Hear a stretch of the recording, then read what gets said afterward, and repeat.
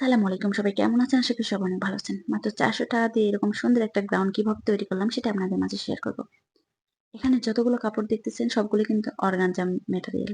আর organza কাপড়গুলো কিন্তু দেখতে অনেকটাই সুন্দর হয়। আর এর দাম কিন্তু প্রায় ৳১০০ থেকে ৳১৫০ র মধ্যেই হয়ে থাকে। যেখানে যেরকম দাম হয় আরকি।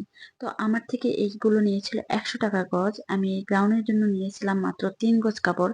আর ৩ গজে আমার থেকে নিয়েছিল এখানে ৳৩০০। আর কাপড়গুলো যেহেতু পাতলা ছিল যার কারণে তো ইনারের প্রয়োজন হয়। সেটা তো সবাই মোটামুটি জানেন। আর এই ইনারের জন্য আমি ২ গজ সামু সিল্ক কাপড় নিয়েছিলাম। এই সামু সিল্ক কাপড়গুলো আমার থেকে নিয়েছিল মাত্র ৳১০০ ২ গজে, ৳৫০ গজ। এখানে কিন্তু এই কাপড়টার দাম আমরা মোটামুটি সবাই জানি। কোথাও ৫০ করে নেয়, কোথাও ৬০ করে নেয়।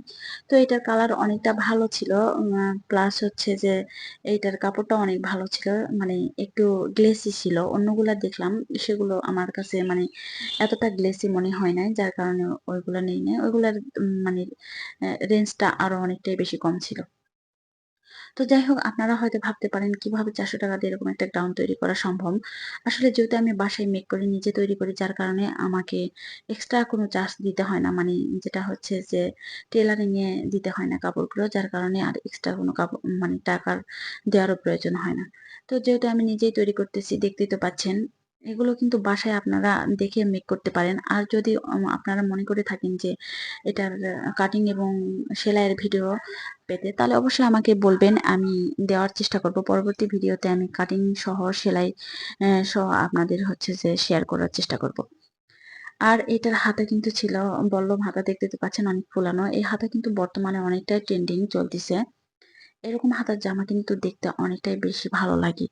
তো যাই হোক এটা মনে হলো যে এই হাতাটা দিলে এর সাথে অনেকটাই ভালো লাগবে। যেহেতু অর্গানজা কাপড় মোটামুটি দেখা যায় যে ফুলানো একটা ভাব মানে ফুলে থাকে। যেকোনো ইয়েতে হলেই অ্যা মানে কি বলবো? তো যাই হোক আর এই কাপড়টা পরলে কিন্তু অনেকটা মোটাও দেখা যায়। আসলে এম মানে অনেক চিকন হলেও তাকে মোটা দেখা যায়। তো যার কাছে যেটা ভালো লাগে আমার কাছে এটা ভালো লাগছে বিধায় আমি এই কাপড়টাই নিয়েছি আর এটা দিয়ে এই সুন্দর জামাটা তৈরি করেছি। আপনারা চাইলে কিন্তু অন্য কোনো কাপড় বা অন্য কোনো ইয়ে দিয়েও তৈরি করতে পারেন। তবে এইটা বিভিন্ন মানে বিভিন্ন লোকের বিভিন্ন কাপড় পরতে পারে। যেমন আমার ৩ গজ দিয়ে হয়ে গেছে। হয়তো অনেকের ৩ গজ দিয়ে নাও হতে পারে। এটা দোকানদারকে বললে তারাই দিয়ে দিবে যে কার কত গজ কাপড়ের প্রয়োজন। আর হচ্ছে কিরকম মানে বডি সাইজের উপর কাপড়টা নির্ভর করে। তো এদিকে দেখেন মোটামুটি আমার কাপড়টা কিন্তু রেডি করা শেষ।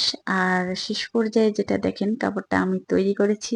হাতাটা কত সুন্দর লাগতেছে। আর গলাটা আমি সিম্পলের মধ্যেই করেছি। এতটা বেশি গর্জিয়াস করি নাই। জাস্ট মানে একদমই সিম্পল ছিল এটার।